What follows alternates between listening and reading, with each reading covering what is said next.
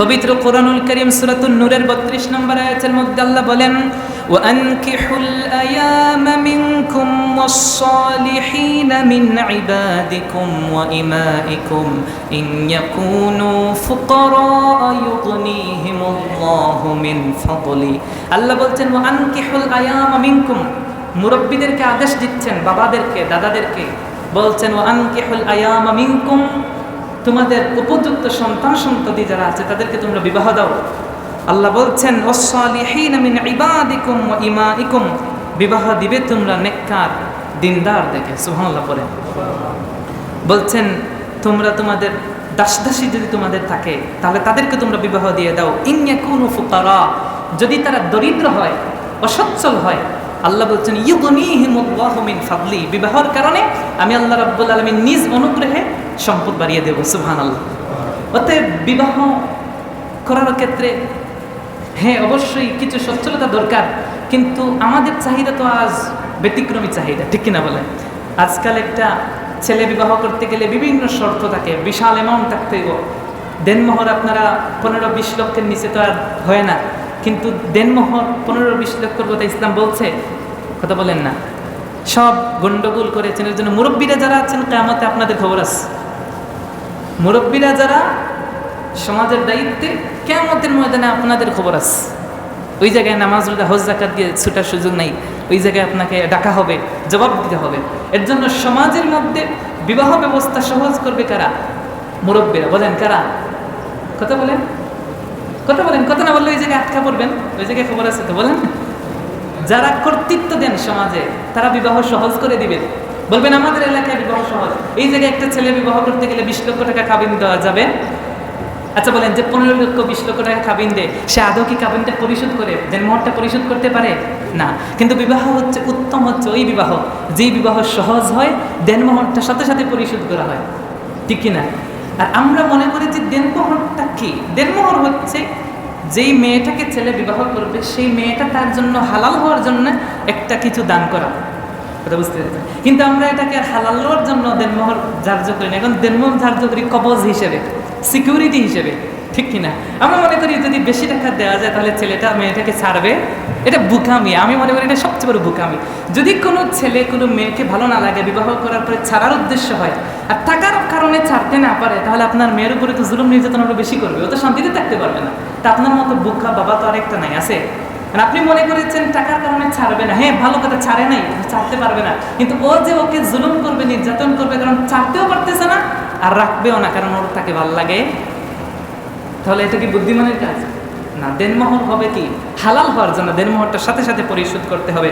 এই বিবাহটা আল্লাহ কেন দিয়েছেন? বিবাহ অত্যন্ত গুরুত্বপূর্ণ। পবিত্র কোরআন সূরাতুর রুমের 21 নম্বর আয়াত আল্লাহ বলেছেন, মিন আয়াতিকা আন খালাকা লাকুম মিন আনফুসিকুম, আমি তোমাদের মধ্য থেকে তোমাদের জাওজি, তোমাদের স্ত্রী, অর্ধাঙ্গিনী, তোমাদের সহধর্মিণী আমি সৃষ্টি করেছি। কেন? লিতাসকুনু ইলাইহা, যেন একটা ছেলে, একটা পুরুষ তার স্ত্রীর কাছে গেলে প্রশান্তি লাভ করে। রাসূল করিম সাল্লাল্লাহু আলাইহি ওয়াসাল্লাম হাদিসের মধ্যে জানিয়েছেন, এই পৃথিবীর মধ্যে যা কিছু আছে সব কিছু একজন পুরুষের জন্য উপভোগ্য। এই পৃথিবীর মধ্যে সমস্ত অর্থ সম্পদ মানুষের কল্যাণে, বলেন না সুবহানাল্লাহ। সুনান ইবনে মাজার 1847 নম্বর হাদিসের মধ্যে এসেছে, আল্লাহ রাব্বুল আলামিনের প্যারা হাবিব বলেছেন, আর দুনিয়া, রাসূল করিম সাল্লাল্লাহু আলাইহি ওয়াসাল্লাম বলেছেন, সুনান ইবনে মাজাহ 1855 নম্বর হাদিস, রাসূল বলেছেন, আল দুনিয়া কুল্লুহা মাতা ওয়া খায়রু মাতা'আদ দুনিয়া আল মারআতুস সালিহা। রাসূল বলেছেন, এই পৃথিবীর মধ্যে যা আছে সব কিছু মানুষের জন্য উপকারী, কিন্তু এই পৃথিবীর মধ্যে একজন স্বামীর কাছে, একজন পুরুষের কাছে তার দিনদার স্ত্রী বিবি তার কাছে সবচেয়ে দামি সম্পদ, বলেন সুবহানাল্লাহ। বিবাহ করতে গেলে 4টি জিনিস দেখার কথা রাসূল বলেছেন। রাসূল বলছেন, যখন তোমরা মান তাযাওয়াজা, যখন তোমরা কেউ বিবাহ করবে, 4টি জিনিস দেখবে। 1 নাম্বার, তোমরা দেখবে তার বংশ, বংশ ভালো কিনা। বংশ বলতে আপনারা মনে করেন চৌধুরী বংশ, ভূয়া বংশ, এগুলা বংশ না, ইসলামে এগুলা বংশ না। ইসলামের বংশ হচ্ছে তোমরা দেখবা কার মুসলমানের চিরি কত বেশি, চেইন কতটুকু বেশি, কে কত আগে মুসলমান হয়েছে, এইটা দেখবা। আর আরেকটা ব্যাখ্যা দিয়েছেন, বংশ বলতে তোমরা দেখবা কোন বংশের মেয়ে বেশি সন্তান প্রসব করতে পারে। সুবহানাল্লাহ বলেন। বংশ বলতে কি বুঝতে পারছেন? হাজি বংশ যেগুলো আছে, শিকদার বংশ, এগুলো বংশ না। বংশ হচ্ছে যেই মেয়ে, যেই কি বলে, বংশের মেয়ে বেশি বেশি সন্তান কি প্রসব করতে পারে, তোমরা যেই বংশের মেয়ে বেশি সন্তান প্রসব করতে পারে, বেশি সন্তান নিতে পারে, ওই সন্তান ওই মেয়েটাকে তোমরা বিবাহ করবে। সুবহানাল্লাহ। কারণ কি? কারণ রাসূল বলছেন তোমরা বিবাহ করো কিয়ামতের ময়দানে তাযাওয়াজুল ওয়াদুদাল ওয়াদুদা, যেই মেয়ে বেশি বেশি সন্তান প্রসব করার সক্ষমতা রাখে সেই নারীকে বিবাহ করো। কিয়ামতের ময়দানে আমি আমার উম্মতের আধিক্য, আমার উম্মত বেশি, এটা নিয়ে আমি গর্ব করব। বলেন সুবহানাল্লাহ। এর জন্য আমরা এই বিবাহটাকে সহজ করে দেব। এই বিবাহের ক্ষেত্রে পাত্র পাত্রী দিনদার হওয়া আবশ্যক। 1 নাম্বার কি? বংশ। 2 নাম্বার দেখবেন তার মধ্যে দিনদারি আছে কিনা। দিনদারি জিনিসটা অত্যন্ত গুরুত্বপূর্ণ। রাসূল করিম সাল্লাল্লাহু আলাইহি ওয়াসাল্লাম জানিয়েছেন যদি তার মধ্যে দিনদারি থাকে, তাহলে অর্থ সম্পদ যদি কমও থাকে, বংশের দিক দিয়ে যদি একটু নিম্নমানেও থাকে, দেখতে যদি একটু খারাপও থাকে, দিনদারিটাকে প্রাধান্য দিয়ে। সুবহানাল্লাহ। তো আজকাল দিনদারিকে প্রাধান্য দেওয়া হয় বিবাহের মধ্যে, দেওয়া হয় না। এগুলো কিন্তু আমার দায়িত্ব জানানো, আমি জানিয়ে দিচ্ছি। যদি এগুলো আপনারা আমল না করেন তাহলে আল্লাহ আপনাদেরকে ধরবেন। এগুলো মাথার মধ্যে রাখবেন। হাদিসে এসেছে ইজা জাআকুম মান তারদাউনা দীনাহু ওয়া খুলুকাহু, যদি তোমাদের মধ্যে কোনো ছেলে এমন আসে যেই ছেলে দিনদার, পরহেজগার, তার চরিত্র ভালো। হাদিসে এসে 2টা জিনিস, একটা হচ্ছে চরিত্র ভালো, 2 নম্বরটার মধ্যে দিনদারি আছে। রাসূল বলেছেন ফাআনকিহুহু, তোমরা তোমাদের মেয়েকে সেই ছেলের কাছে বিবাহ দাও। রাসূল বলেছেন ইল্লা তাফআলু তাকুন ফিতনাতুন ফিল আরদি ওয়ালা ফাসাদ, যদি তোমরা ওই ছেলের কাছে দিনদার হওয়ার ক্ষেত্রেও তোমরা প্রাধান্য না দিয়ে যে বিবাহ না দেও, তাহলে জমিনের মধ্যে ফিতনা ফাসাদ সৃষ্টি হয়ে যাবে। সাহাবায়ে কেরাম জিজ্ঞেস করলেন ইন কানা ফিহি, যদি তার মধ্যে কিছু ত্রুটি থাকে। রাসূল 3 বার বললেন যদি কেউ তোমাদের কাছে দিনদার চরিত্রবান আসে তাহলে তোমরা তোমাদের মেয়েদের কাছে বিবাহ দাও। তাহলে বিবাহের ক্ষেত্রে আমাদের দেখতে হবে দিনদারি। কি দেখতে হবে? দিনদারি দেখতে হবে। এই বিষয়গুলো খুব বেশি মাথার মধ্যে রাখবেন। কথা হচ্ছে যদি আমাদের সমাজের ভুল কিছু কনসেপ্ট আছে, সন্তান যে বিবাহ করবে যে ছেলে, সে বিশাল অঙ্কের টাকার মালিক হতে হবে, আর মেয়ে হতে হবে খুব রূপবতী সুন্দর, ঠিক কিনা? এটা ইসলাম বলে না। ইসলাম বলে কি, যদি কোনো ছেলে দরিদ্র থাকে, একদম রাস্তার ছেলের কাছে মেয়ে বিয়ে দিবেন, এটা ইসলাম বলে না। কিন্তু যে সচ্ছল, আজ পর্যন্ত রিজেকের কারণে কোনো ছেলে কোনো মেয়েকে বিবাহ করার পরে খাওয়াতে পারে না, এর জন্য সংসার ভাঙছে, এমনটা আপনারা দেখছেন কোথাও? না। কারণ মেয়ের রিজেকের মালিককে আল্লাহ। যেই মেয়েকে আপনার পুত্রবধূ করে আনবেন তার রিজিক তো আল্লাহ নির্ধারণ করে রেখেছেন, অর্থাৎ তার রিজিকের টেনশন আপনাকে করতে হবে না। যেই ছেলে বিবাহ করেছে তার শুধু দায়িত্ব হলো উসিলা হিসাবে সে কাজকর্ম করে মেয়েটার রিজিক তার ঘরে নিয়ে আসবে। সুবহানাল্লাহ। এর জন্য হাদিসের মধ্যে এসেছে আল্লাহ রাসূল বলেছেন সালাসাতুন হাক্কুন আলাল্লাহ, 3 শ্রেণীর ব্যক্তির উপর আল্লাহ সাহায্য করা নিজের উপর আল্লাহ অবধারিত করে নিয়েছেন। সুবহানাল্লাহ। 1 নাম্বার হচ্ছে আল মুজাহিদু ফি সাবিলিল্লাহ, যে আল্লাহর রাস্তায় জিহাদ করে তাকে সাহায্য আল্লাহ করবেনই করবেন, এটা আল্লাহর ওয়াদা।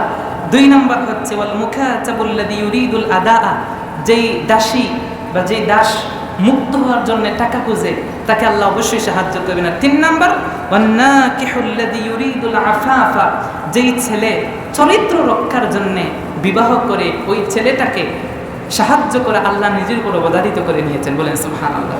তাহলে বিবাহটা কখনো কঠিন করবেন না।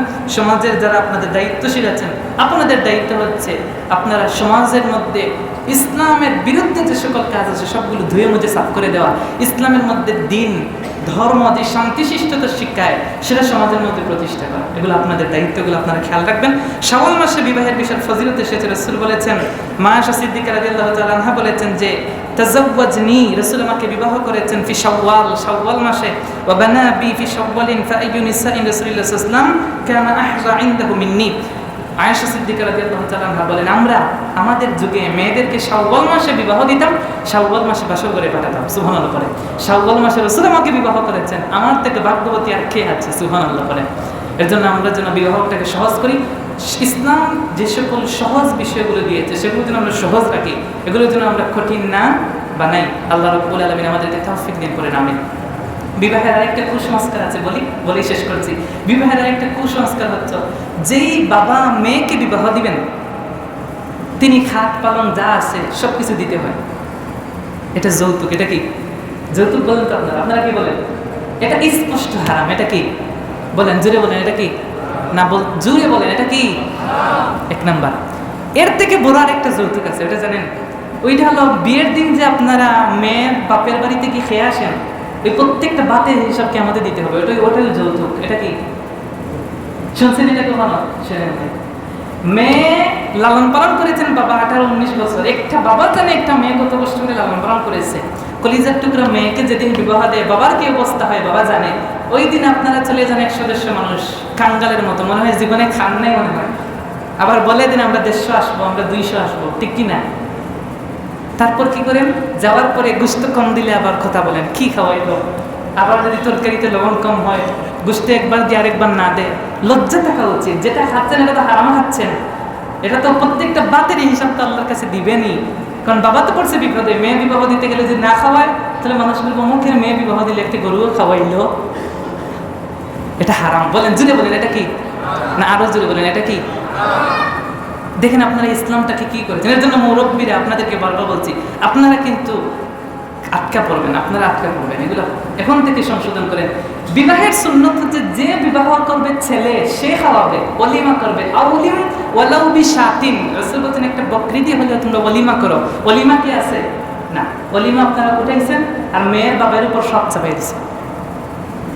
ওলিমা করবে ছেলে, খাওয়াবে কে? ছেলে খাওয়াবে।